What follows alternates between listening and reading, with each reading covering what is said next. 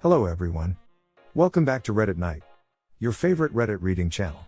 Today we are back on our /Askreddit with some scary facts that shouldn't be true. Don't forget to like and subscribe. What is a scary or horrifying fact that shouldn't be true, but is? There is more actual lemon juice in lemon-scented pledge spray than there is in country time lemonade. In the NT, Australia, I remember seeing a government warning that crocodiles inhabit the area. Among the few bullet points of advice on the sign, the last one read, "If they see you, it is already too late." Every single year, there are thousands of people in the US alone who disappear. Most of them show up again, usually the next day, but sometimes a few days, a few weeks, or even a few months later. However, out of these thousands of people, there are roughly 150 people, every single year, who disappear and simply never appear again. Nobody knows what has happened to those people. They might be dead, they might not be, we simply don't know. A lone pilot was flying in Australia in 1978. He reported to air traffic control that he was accompanied by an aircraft above him. When asked to identify the aircraft, he replied, "It isn't an aircraft." His plane disappeared, and was never to be found again. Pigs can dispose of a body with relative ease. If a person gets bitten by an animal who has rabies, he will continue to live on a normal life for 12 weeks, and after the symptoms develop, there is no way he's making out alive. You'll know you're gonna die. One of the experiments the Japanese did during World War II at Unit 731 was cutting off limbs of living, waking people without anesthesia and sewing those limbs onto other prisoners. They also infected male prisoners with various infectious diseases, then forced them at gunpoint to rape pregnant prisoners to see if the disease would transmit to the baby. Some monks used to endure a spiritual practice whereby they eliminated all their body fat through diet and exercise, ate wood lacquer tea to kill off internal bacteria, then sealed themselves in a tomb holding a string attached to a bell. A year after the bell stopped ringing, the tomb was opened, and if the monk's body was found to be uncorrupted, they were revered as a saint. If not, they were reburied. The process took years, and as they continued, the monks required more and more help from their brothers until they entered the tomb. And the whole time you'd hear bells ringing from the nearby tombs as the monks inside slowly wound down the last days of their lives, voluntarily poisoned, starved, and buried alive for a chance at sainthood. Dylan Klebold, one of the killers of the Colombian massacre, attended the school's prom 3 nights before the shooting. When he got home, he was talking to his mom and showed her the flask he'd brought to prom, explaining that they'd only drank a little bit. He told her, "I just wanted you to know you can trust me." It's so chilling that he could say that in less than 72 hours later participate in the killing of 13 other people and himself. 60% of murders are unsolved here in Pakistan.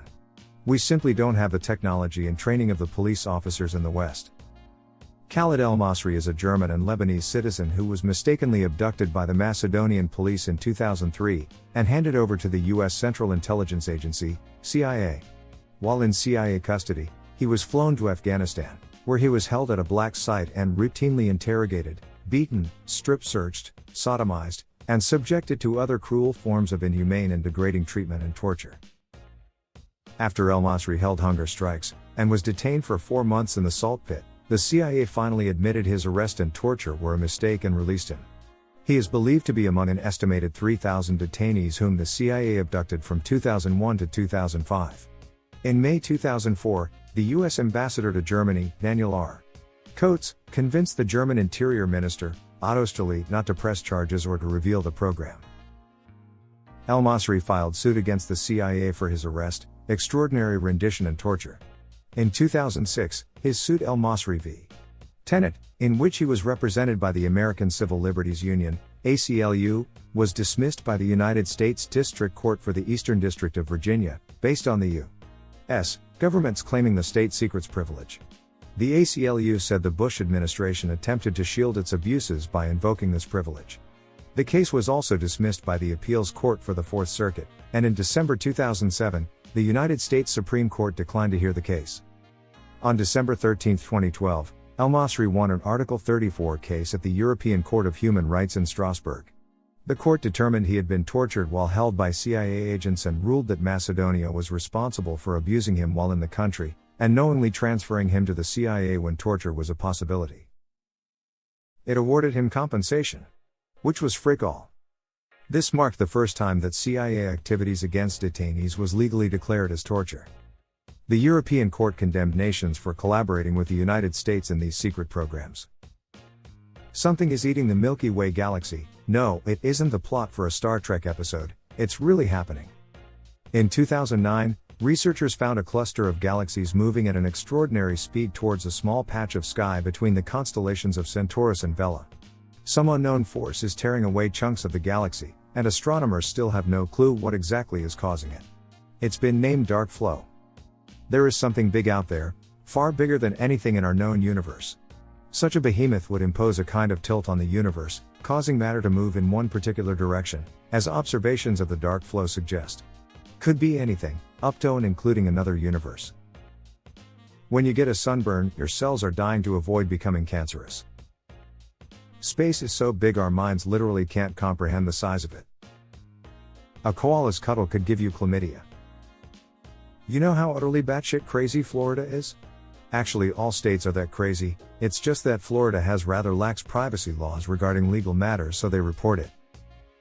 Within 3 days of death, the enzymes from your digestive system begin to digest your body. An unbelievable number of people who die of dehydration do so with a fair amount of fresh water in their possession. 1.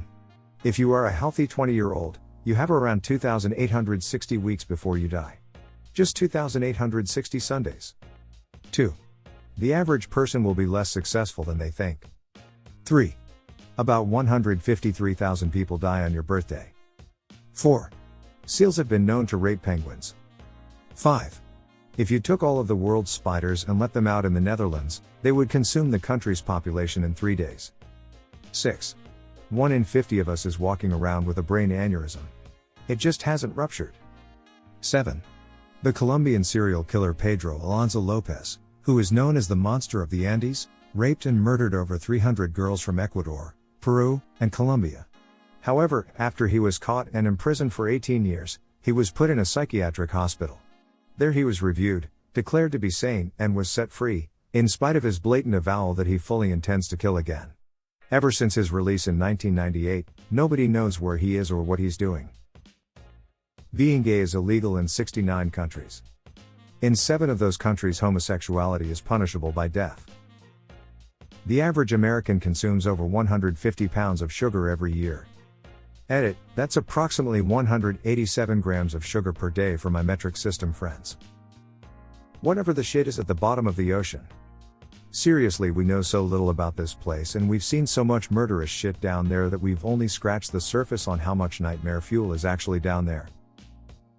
The oubliette, French, or the forgotten room is translated in English. In medieval times, people would be descended into these rooms, which were like 35 feet deep below the ground, as punishment. They were narrow, funnel-shaped, with the only way in or out being through a trapdoor on the roof, through which they are lowered down in the first place. Kings and lords would torture people by keeping them in the oubliette because these rooms would be so narrow there would be no space to sit or even turn. These prisoners would be left there to starve, while standing 24 hours and 7 days a week, to their death, sometimes among the bones and human wastes of the inmates who had died before them. The only light, if there was any, would come from the trapdoor on the roof. There would be absolutely no chance of escape, as it was impossible to climb up the walls of the narrow passage. These were designed to inflict tremendous psychological torture on the prisoner, often leading them into delirium. Absolute horror as to what we are capable of doing to our fellow human beings. You might feel like the healthiest person in the world and yet still randomly die in your sleep. Sudden arrhythmic death syndrome is just one example. There are tons of small obstructions and irregularities that your heart could be suffering from that go completely unnoticed by you, your friends, and your doctors. You might be at an increased risk of just passing on when you go to bed tonight, and no one would even suspect as much until you actually died. If the average person understood our monetary system, there would be revolution tomorrow. Henry Ford: the partial reserve banking system is the biggest theft of wealth in human history. When you have scurvy, all your old scars and wounds open up, due to the vitamin needed to maintain scar tissue. So for me, for example, I had my jaw dislocated and my gums cut open from cheek to remove wisdom teeth. If I got scurvy, I would bleed uncontrollably from the inside of my mouth out. What would be your most horrifying scar? In Mississippi and some parts of Florida, there is a bacteria in the water at the coast that will literally eat your flesh off of you. Florida is much safer than Mississippi though. At least, in that aspect. There is a mosquito in Florida that, when it bites you, Can make your brain swell inside your skull and can possibly kill you.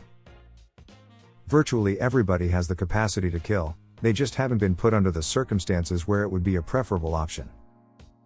In Argentina we have no DNA bank and a barely functional fingerprint detection system, even though we invented that bitch. Also, negligence by forensics is the norm. What does this mean? In Argentina, if you kill someone you don't like, but the cops never suspect you, you'll never ever be remotely close to being busted. In fact, anyone could get away with murdering a stranger at any time without previous preparation. And if they somehow catch you red-handed?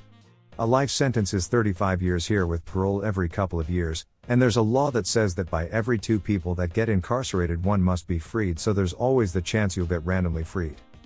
Also, the average time a killer does here is between 10 and 20 years. The fact that we don't murder each other as much means anarchy could possibly work, I guess. Go into your calendar app. Scroll 150 or so years into the future. You will not see those days. Those birthdays for your friends and family that repeat. Yeah, those won't matter anymore.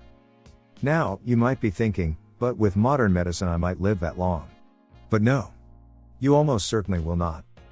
If you want to contemplate your own mortality, open your app, and find some random Wednesday in June of 2185. And think of all the things that will happen that day, that you won't be seeing.